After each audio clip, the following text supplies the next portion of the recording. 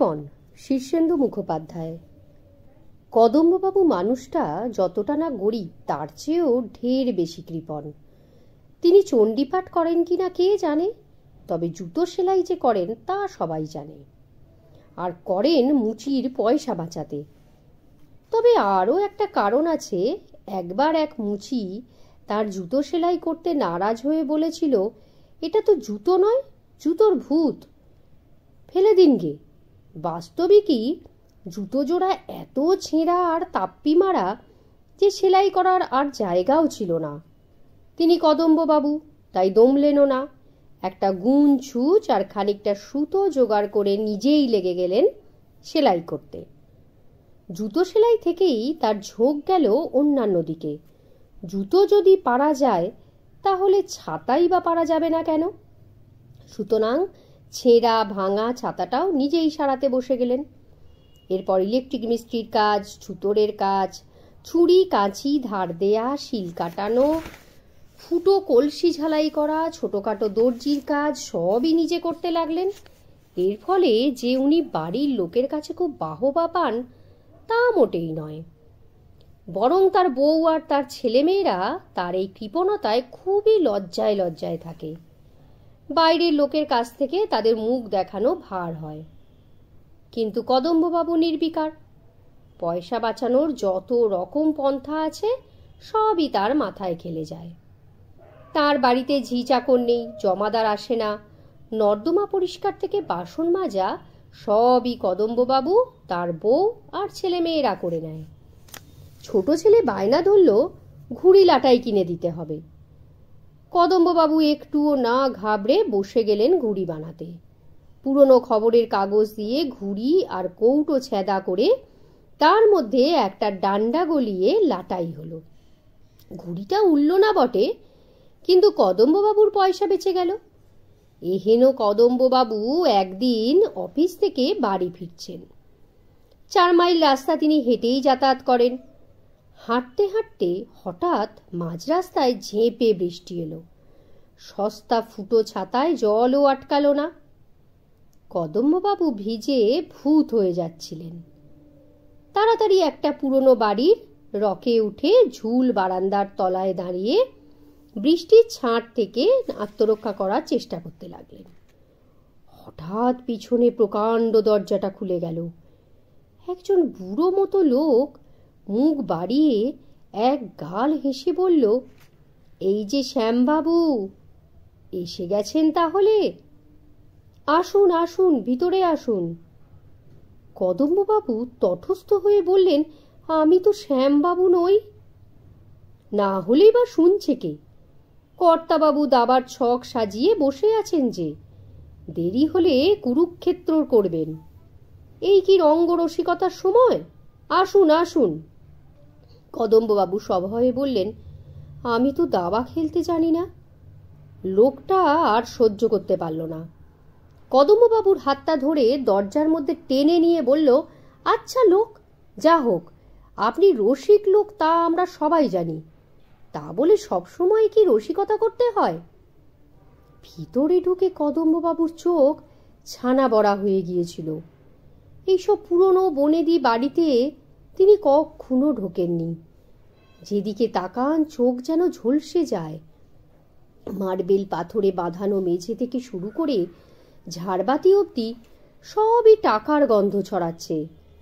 তিনি যে শ্যামবাবু নন, তাকে যে ভুল লোক ভেবে এ বাড়িতে ঢোকানো হয়েছে, এই কথাটা ভালো করে জোর দিয়ে বলার মতো অবস্থাও কদম্ববাবুর আর রইল না। তিনি চারিদিকে চেয়ে মনে মনে হিসাব করতে লাগলেন, এই মার্বেল পাথরের কত দাম, কত দাম ওই দেয়ালগিরির? ভেজা ছাতা থেকে জল ঝরে মেঝে ভিজে যাচ্ছিল। লোকটা হাত বাড়িয়ে ছাতাটা হাত থেকে একরকম কেড়ে নিয়ে বলল, এ শ্যামবাবু, এই ছেঁড়া তাপ্পি দেয়া ছাতা কোথা থেকে পেলেন? আপনার সেই দামি জাপানি ছাতাখানির কি হলো? কদম্ববাবু শুধু হতবম্বের মতো বললেন, জাপানি ছাতা? লোকটা হঠাৎ তার পেটে একটা চিমটি কেটে বলল, আপনার মতো শৌখিন মানুষ আর কটা আছেন বলুন? ছেঁড়া জুতোয় জল ঢুকে সপ সপ করছিল। কদম্ববাবু জুতো জোড়া সন্তর্পণে ছেড়ে রাখলেন একধারে। কিন্তু লোকটা চোখ এড়ালো না। জুতো জোড়া দেখতে পেয়ে লোকটা আঁতকে উঠে বলল, সেই সোনালি সুতোর কাজ করা নাগরা জোড়া কোথায় গেল আপনার? তার বদলে এ কি? কদম্ববাবু কৃপণ বটে, কিন্তু তিনি নিজেও জানেন যে তিনি কৃপণ। সাধারণ কৃপণেরা টেরই পায় না যে তারা কৃপণ। তারা ভাবে যে তারা যা করছে সেটাই স্বাভাবিক। কিন্তু কদম্ববাবু তাদের মতো নন। তাই লোকটার কথায় ভারী লজ্জা পেলেন তিনি।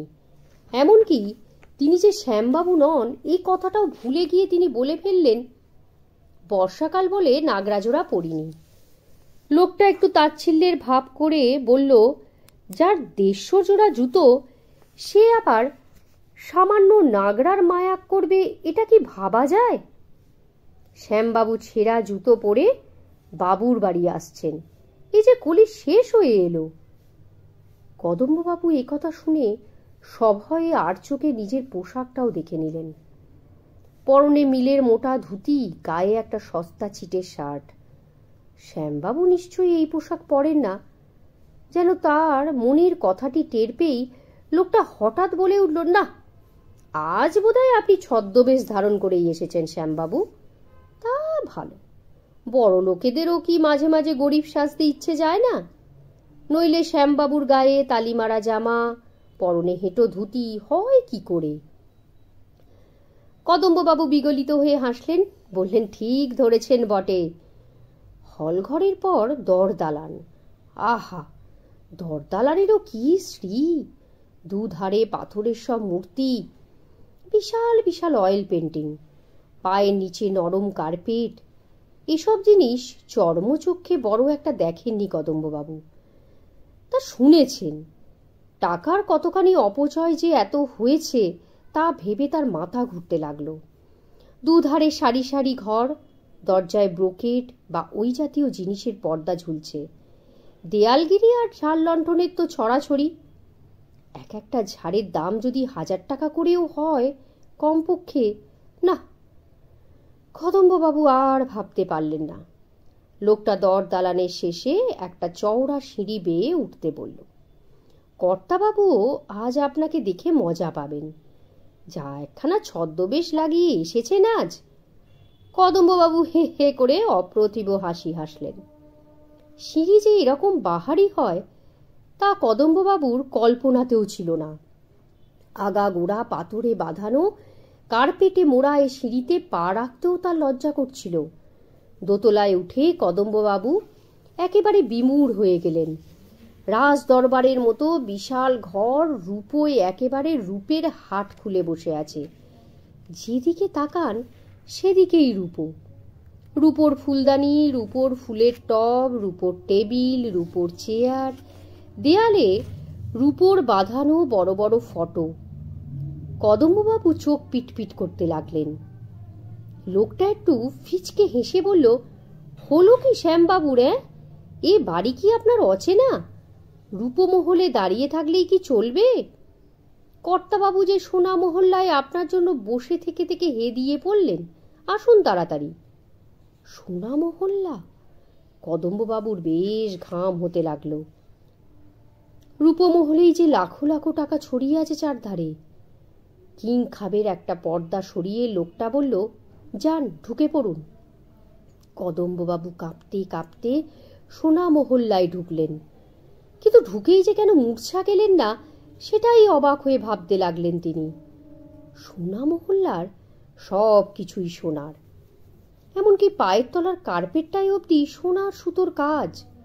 সোনার পায়াওয়ালা টেবিল, সোনার পাতে মোড়া চেয়ার, সোনার ফুলদানি, সোনার ঝাড় লণ্ঠন। এত সোনা যে পৃথিবীতে আছে তাই জানা ছিল না কদম্ববাবুর। তিনি এমন হাঁ হয়ে গেলেন যে ঘরের মাঝখানে একটা বিরাট সোনার টেবিলের ওপাশে যে গৌরবর্ণ পুরুষটি একটা সোনায় বাঁধানো আরামকে দাঁড়ায় বসেছিলেন তাকে নজরেই পড়েনি তার। হঠাৎ একটা গমগমে গলা কানে এলো, এই যে শ্যামকান্ত, এসো। কদম্ববাবু ভীষণ চমকে উঠলেন। চমকানোর আরও ছিল, কর্তাবাবুর সামনে যে দাবার ছকটি পাতা রয়েছে সেটা যে শুধু সোনা দিয়ে তৈরি তাই নয়, প্রত্যেকটা খোপে আবার হিরে, মুক্ত, চুনি আর পান্না বসানো। একধারে সোনার ঘুঁটি, অন্য ধারে রূপোর। প্রত্যেকটি ঘুঁটির মাথায় আবার এক কুচি করে হিরে বসানো। বসো বসো হে শ্যামকান্ত, আর সময় নষ্ট করা ঠিক হবে না। মনে আছে তো, আজ আমাদের বাজি রেখে খেলা, এই হলো আমার বাজি। এই বলে কর্তাবাবু একটা নীল ভেলভেটে মোড়া বাক্সর ঢাকনা খুলে টেবিলের একপাশে রাখলেন। কদম্ববাবু দেখলেন বাক্সের মধ্যে মস্ত একটা মুক্তো। মুক্তো যে এত বড় হয় তা জানা ছিল না তার। তুমি কি বাজি রাখবে শ্যামবাবু? কদম্ববাবুর আমতা আমতা করে বললেন, আমি গরিব মানুষ, কি আর বাজি রাখবো বলুন। কর্তাবাবু ঘর কাঁপিয়ে হা হা অট্টহাসি হেসে বললেন, গরিবই বটে, বছরে যার 20 লাখ টাকা আয় সে আবার কেমন গরিব? আগে আপনার তুলনায় আমি আর কি বলুন। কর্তাবাবু গম্ভীর হয়ে বললেন, সে কথাটা সত্যি শ্যামবাবু, আমার মেলা টাকা, এত টাকা যে আজকাল আমার টাকার ওপর ঘেন্না হয়, খুব ঘেন্না হয়। টাকার ওপর ঘেন্না? কদম্ববাবুর মুখটা হাঁ হাঁ করে উঠল। কর্তাবাবু গম্ভীর গলায় বললেন, আজ সকালে মনটা খুব খারাপ ছিল, কিছুতেই ভালো হচ্ছিল না। কি করলুম জানো? 10 লক্ষ টাকার নোট আগুন জেলে পুড়িয়ে দিলুম। হ্যাঁ, শুধু কি তাই, ছাদে উঠে মোহর ছুঁড়ে ছুঁড়ে কাক তাড়ালুম, তাতে একটু মনটা ভালো হলো। তারপর জুড়ি গাড়ি করে হাওয়া খেতে বেরিয়ে 1000টা হিরে আর মুক্তো রাস্তায় ছড়িয়ে দিয়ে এলুম।